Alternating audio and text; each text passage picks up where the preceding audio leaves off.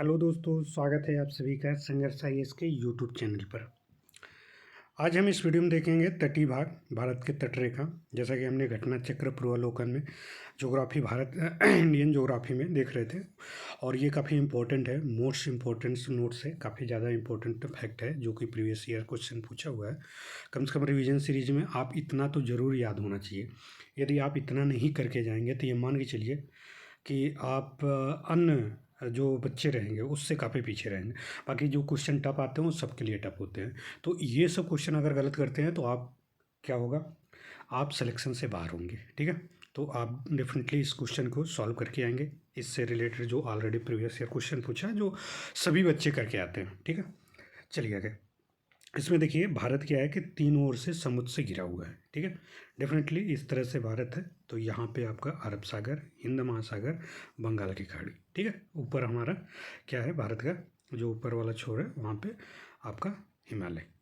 ठीक है, तो ये है। इस हिसाब से भारत का तट रेखा जो है इसकी लंबाई 7,516.6 किलोमीटर है। भारत की तट रेखा जो है ये पूरा आपका उसके तट रेखा बंगाल की खाड़ी में, और दक्षिण में हिंद महासागर, पश्चिम अरब सागर सहित मुख्य भूमि से द्वीपों से घिरी हुई है। तो द्वीप हमारे पास कौन कौन से हैं? एक तो ये है अंडमान निकोबार और लक्षद्वीप है। भारत की तट रेखा 9 राज्यों से है और 4 केंद्र शासित प्रदेश से है। ठीक है, तो इस हिसाब से हमारे जो तट रेखा है कितना है, 7,516 है।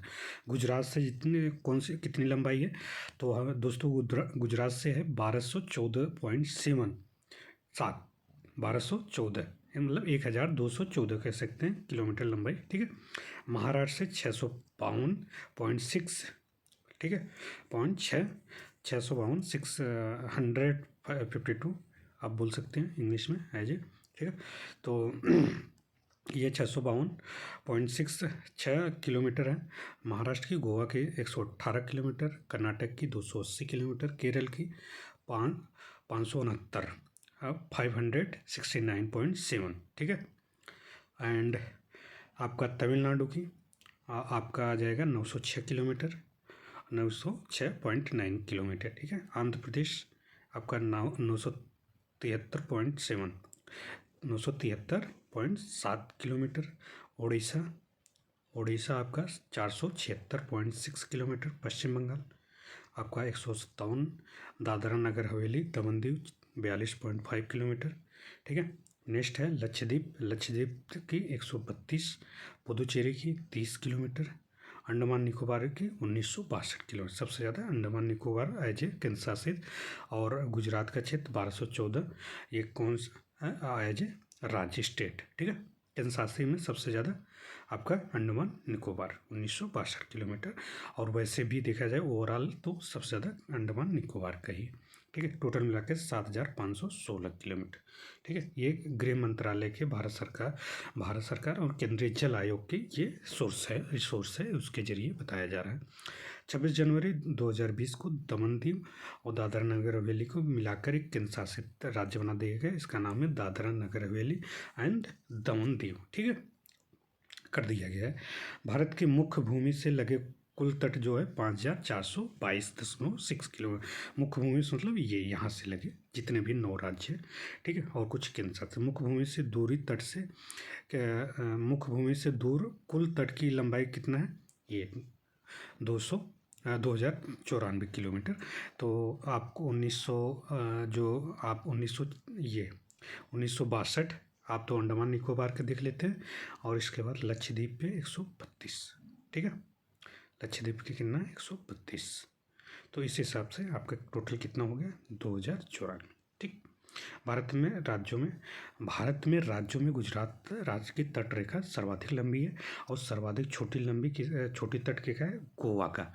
ये मोस्ट इंपॉर्टेंट है, कई बार क्वेश्चन पूछा है, याद करिएगा दोस्तों। ठीक है, आगे चलते हैं, देख लीजिए ये गुजरात, और ये महाराष्ट्र, और ये आपका गोवा, कर्नाटक, नीचे आंध्र प्रदेश, तमिलनाडु, केरल, इधर साइड तमिलनाडु।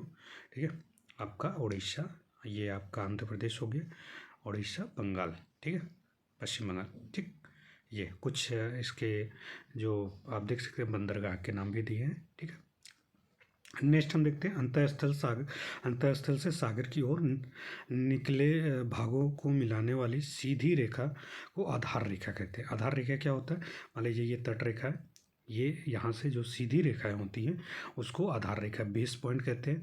बेस पॉइंट किसी भी प्रदेश की प्रादेशिक जल को क्षेत्रीय आकार, जो ये इसके अंतर्गत जो जल क्षेत्र आते हैं उससे प्रादेशिक जल क्षेत्र को क्या क्षेत्रीय सागर कहते हैं। क्षेत्रीय सागर टेरिटोरियल सी की दूरी, टेरेस्ट्रियल जो आपका ये टेरिटोरियल क्षेत्रीय सागर की दूरी आधार रेखा से सागर की ओर नापी जाती है। ठीक है, तो 12 जो समुद्री मील तक होती है। कितनी होती है टेरिटोरियल? ये यहाँ से लेकर मान लीजिए ये बेस एरिया यहाँ से 12 मील तक। ठीक है, ये ठीक 12 मील जो एक नॉटिकल मील 1.8 जो समुद्र वाला होता है 8 तक होता है। ठीक है, और वैसे 1.6 होता है एक मील जो आपका स्थल वाले होते हैं। तो इस क्षेत्र के उपयोग के भारत के संपूर्ण अधिकार प्राप्त होता है भारत को। ठीक है, जो टेरिटोरियल वाला पानी होता है ये। समीपस्थ कंटिगुअस जोन होता है जो समीपस्थ मंडल का विस्तार आधार रेखा से 24 मील होता है। कितना होता है? ये 12 हो गया, फिर ये 12, टोटल मिलाकर 24। ठीक है, इस तरह से मान लीजिए ये आपका भारत का तट रेखा है, यहाँ से 12 फिर 12, टोटल मिलाकर 24 इस हिसाब से। ठीक है, 24 समुद्री मील होता है नोट कमी। इस क्षेत्र में सीमा शुल्क और वित्तीय आधार प्राप्त होता है कि कस्टम जो ड्यूटी होती है ये। ओके, नेक्स्ट हम देखते हैं। तो किसी भी देश की अनन्य एक्सक्लूसिव इकोनॉमी जो EEZ जो होता है ये 200 मील तक होता है। कितना होता है? बेस रेखा से ये मान लीजिए ये भारत का तट रेखा, यहाँ से ये बेस लाइन है, इस तरह से यहाँ से 200 मील तक। ठीक है, समुद्री मील तक। ठीक है, इस क्षेत्र में भारत को वैज्ञानिक अनुसंधान को वहाँ तक रिसर्च कर सकता है भारत। वहाँ के जो मरीन रिसर्च होता है देख लीजिए, इसमें आधार रेखा ये इस तरह की है। ठीक है, आधार रेखा। इसके बाद यहाँ से आंतरिक जल जो होता है ये होता है। इसके बाद ये आपका टेरिटोरियल वाला, फिर समीपस्थ वाला। ठीक है, इसके बाद कंटिन्यूस के बाद आपका आ जाता है एक्सक्लूसिव इकोनॉमिक्स जोन आ जाता है। ठीक है, ये 200 मील तक यहाँ पे आपका साइंस रिसर्च कर सकती है, हमारा मरीन रिसर्च होता है। ठीक है, तो स्थलीय भाग और आधार रेखा के मध्य सागरीय जल को आंतरिक भाग इंटरनल वाटर कहते हैं। ठीक है दोस्त, अब हम देख लेते हैं पूर्वी और पश्चिमी घाट क्या है। ठीक है, भू आकृति के आधार पर भारत के तटीय मैदान को 3 भागों में वर्गीकृत किया गया है। कितने क्लासिफाई हुए? 3 भाग में जो तटीय मैदान है उसको। ठीक है, गुजरात का काठियावाड़ तटीय मैदान, सेकंड है पश्चिमी तटीय मैदान। ठीक है दोस्तों, नेक्स्ट है पूर्वी तटीय मैदान। ओके, चलते हैं आगे। नेक्स्ट गुजरात तटीय मैदान, गुजरात में दादरा नगर हवेली और दमन और दीव तटीय भाग ये आते हैं आपके गुजरात तटीय वाले में। ये यहाँ पे साबरमती, माही नदियाँ आदि नदियाँ बहती हैं।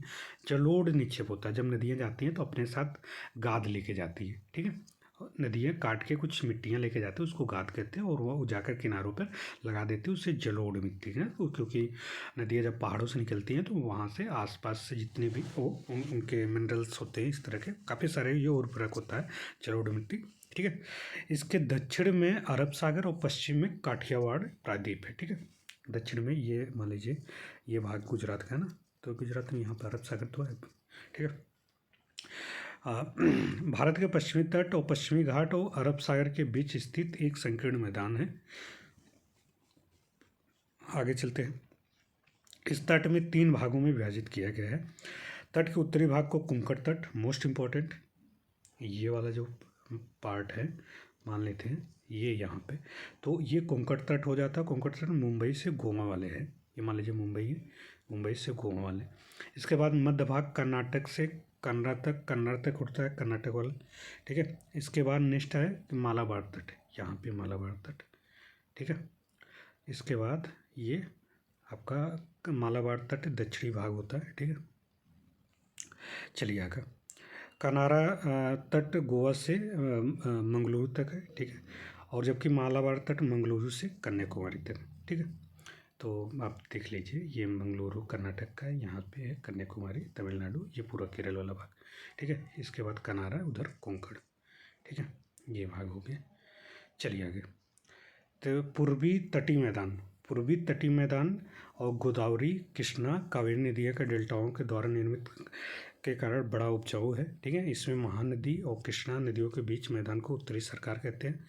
ठीक है, तो ये जो पार्ट है ये यहाँ पे आपका महानदी ऊपर वाला पार्ट, इसके बाद कृष्णा पार्ट इधर साइड से कृष्णा नदी आती है। ये वाला कौन सा पार्ट है? उत्तरी सरकार यहाँ पे। इसके बाद कोरोमंडल तट आता है, फिर आपका उत्तरी सरकार आता है, फिर उत्तरी सरकार, फिर कोरोमंडल तट। ठीक है, उत्तरी सरकार के बाद कोरोमंडल तट आता है। तो दक्षिणी प्रायद्वीप में कोरोमंडल तट भारत के दक्षिणी प्रायद्वीप, ठीक है, दक्षिणी पूर्व आंध्र प्रदेश के फाल्स डीबी बिंदु कृष्णा डेल्टा के पास ही से तमिलनाडु के केप कोमरिन कन्याकुमारी तक है। ठीक है, चलिए इसके बाद सबसे पहले उत्तरी सरकार, फिर इसके बाद ये। ठीक, कोरोमंडल तट कृष्णा कावेरी नदियों के मध्य स्थित है। महानदी डेल्टा के उत्कल मैदान भी कहलाता है। ठीक है, वही उत्तरी सरकार का उत्कल मैदान। भारत के पश्चिमी तट पर प्रमुख बंदरगाह में बंदरगाह कौन से है? प्रमुख बंदरगाह मुंबई महाराष्ट्र, कांडला गुजरात, मुर्मू गोवा में। ठीक है, और इसके बाद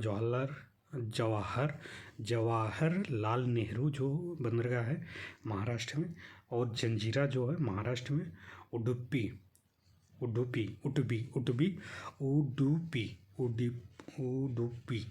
भी बोलते हैं, जो भी है ये कर्नाटक में, कोचीन केरल में, न्यू कर्नाटक। ठीक है, भारत के पूर्वी तटीय पर प्रमुख बंदरगाह कौन से? विशाखापत्तनम आंध्र प्रदेश मोस्ट इंपॉर्टेंट, हल्दिया पश्चिम बंगाल, पारादीप उड़ीसा, एन्नोर तमिलनाडु में, और न्यू तुतिकोरिन तमिलनाडु। ये सब मोस्ट इंपॉर्टेंट है। ठीक है दोस्त, तो आज हम यहीं तक देखेंगे, बाकी कल हम देखेंगे आपका द्वीप समूह। ठीक है, यदि वीडियो अच्छा लगता है तो लाइक किया करिए यार दोस्त, और सब्सक्राइब कर दिया करिए, बाकी शेयर करिए। ठीक है, कमेंट कर दिया करिए कोई प्रॉब्लम हो।